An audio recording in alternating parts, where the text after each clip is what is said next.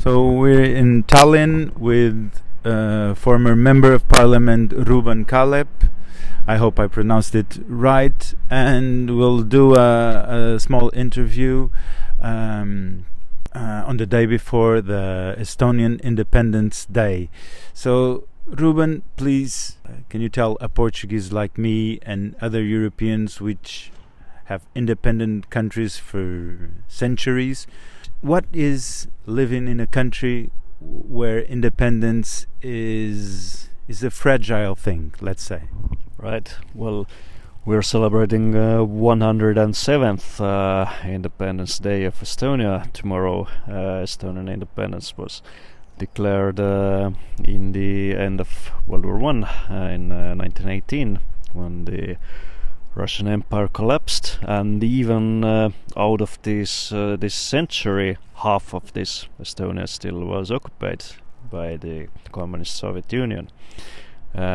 So we have had our independence for only a little longer than century, and 6 or 7 centuries before that, Estonia used to be part of several empires. It switched hands, the Danish, Swedish, Polish, Russian, and all this time the people here who lived here were still Estonian. We managed to keep and preserve our culture, our ethnicity, our traditions, and the memories from generation to generation, even though we always had to fight for our survival. And I think one of the reasons why we survived was actually that we were ready to fight, because one of these big struggles was during the 13th century, when the Crusaders came to Estonia to not only Christianize Estonia, which used to be one of the last pagan countries in Europe, but also to basically use this as justification to take our land. And but Estonians decided to resist, even though we lost. This memory of struggle and fight kept our nation alive. The other neighboring nation used to be Livonians. Their name is still alive, but this nation is extinct, and they were the ones who didn't resist the Crusaders. They accepted Christianization without the struggle, and that might be why they have gone extinct from the pages of history. Ruuben, what I hear from your words is that against an empire, only ethnicity is the future. Of course, I'm mentioning the title of your book, the Ethno-Futurist Manifesto. Can you give us a short introduction to that concept that you founded? It is what I believe, yes, that ethnicity is based on our roots and the essence of who we are as human beings, basically, because we are not just individuals in this world. We are also part of many collective ways of seeing the consciousness. And ethnicity is important because this is what carries the memories of generations who have been connected to a particular land for centuries and thousands of years, at least in the case of Estonia. So this connection is something that I think gives us roots and a foundation to really build culture that is lasting and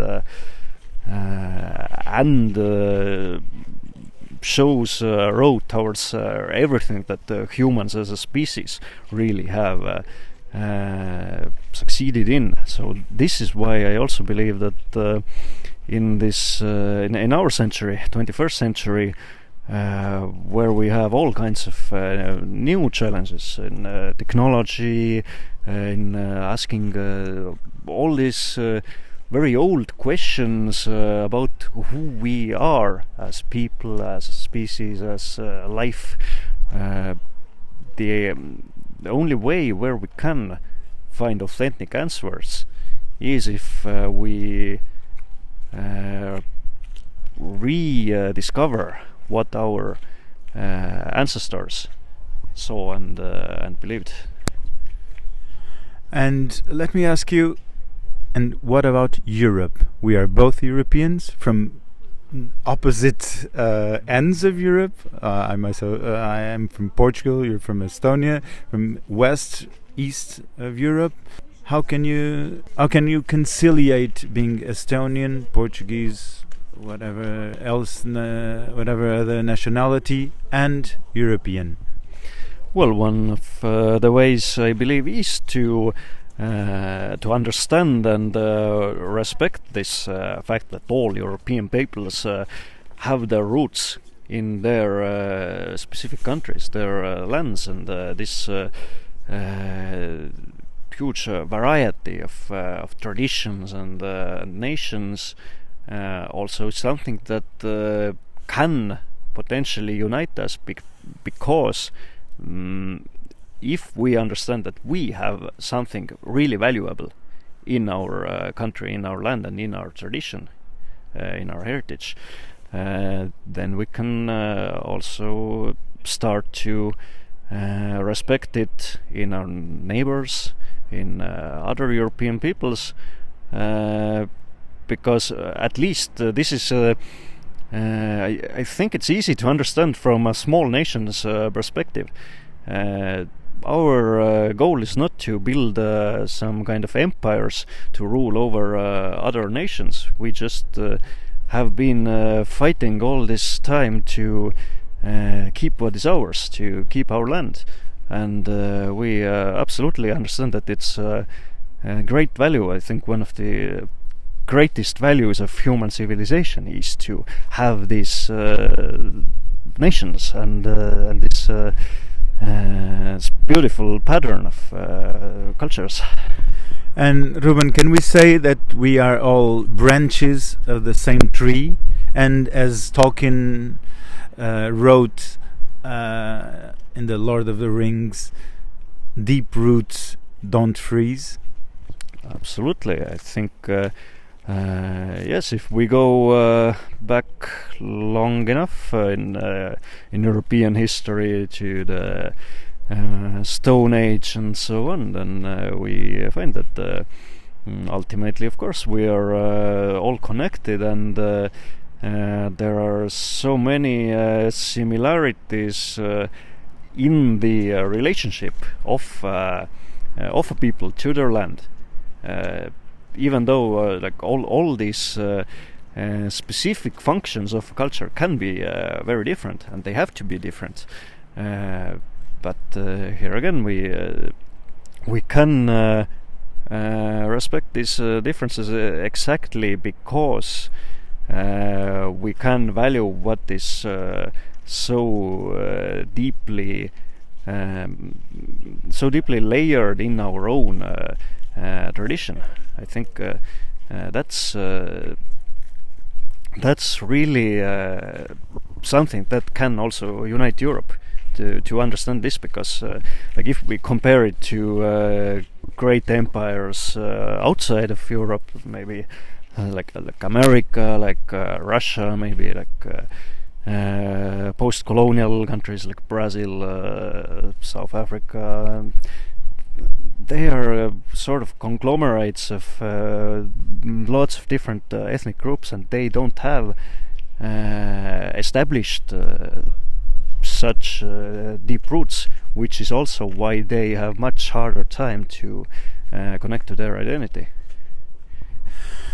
Ruben, now about your political activity. Can you tell us about your time as a member of the Estonian Parliament with the EKRE party, and what happened? You now have a new movement. Can you tell us what happened and what led you off this party and to create a new party? Right. I was a member of the Conservative People's Party of Estonia, EKRE, from the beginning of the foundation of that party in 2012, and from 19 to 23 I served also in the Estonian Parliament. This party grew from kind of small beginnings into quite popular Estonian party. But unfortunately, I think after the period that the party managed to be in the top of its success and entered also the government, was a member of governing coalition for 2 years, I would say that they choose wrong strategy and gambled off this success by not really understanding the mission of nationalists to unite people in a nation and to put your nation higher than the specific goals of a political party.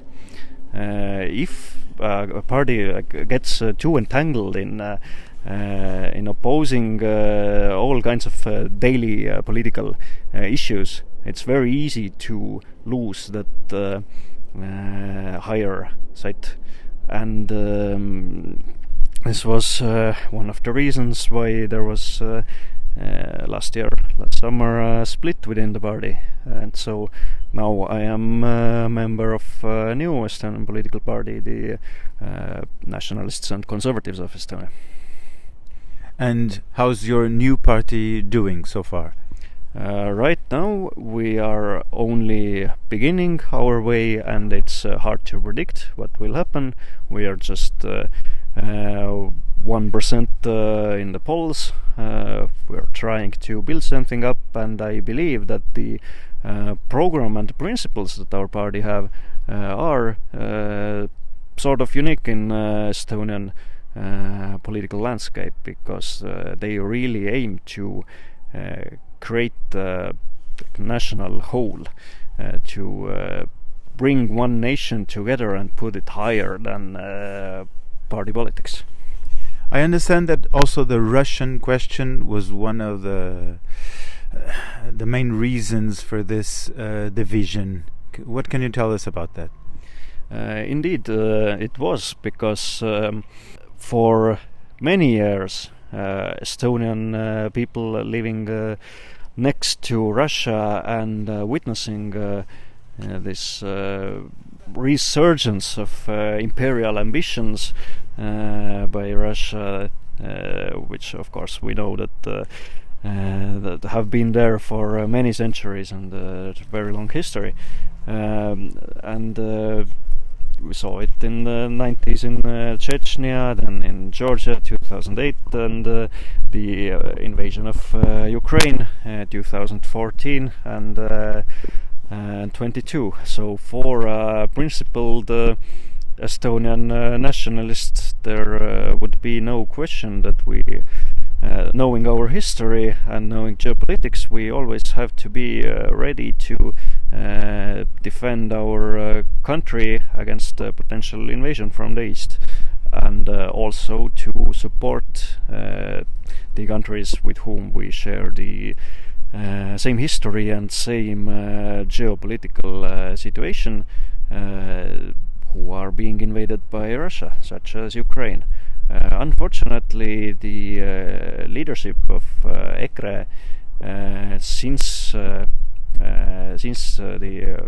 Russian invasion of Ukraine in 22 failed to see that, and rather took the approach of opposing everything that the Estonian then liberal government stood for, even if the government stood for Estonian national interests, which also meant that they gave the EKRE leaders gave very conflicting signals about the war in Ukraine. Some supported Ukraine, but others gave signals that maybe they wouldn't, and maybe some would even be pro-Russian. That, of course, created a huge conflict within the party, especially with some people who would define themselves rather as conservatives, not nationalists.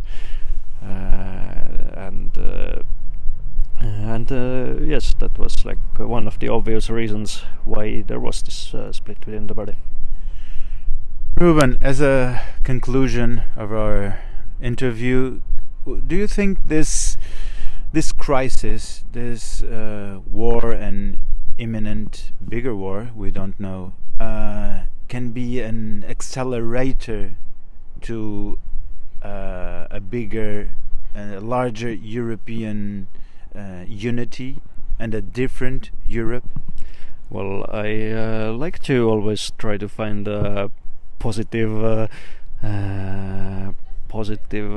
perspectives in anything that happens, and that would be one of the good ways to look at it, because it's often in life that you only understand what really matters and what you need to stand up for when you are faced with existential questions and fighting for your survival. And I think this is also what we are seeing in Ukraine. 2 months ago in December, I spent several weeks in Ukraine meeting with soldiers, delivering aid from Estonia, vehicles to units fighting in front lines. And I can say that not just from their military power, but also looking at the spiritual values and the will and the inner strength of Ukrainian people. They are right now the strongest nation in Europe. They should be the people who we are looking up to, how to defend our countries, how to fight for what is right, and if you don't do it for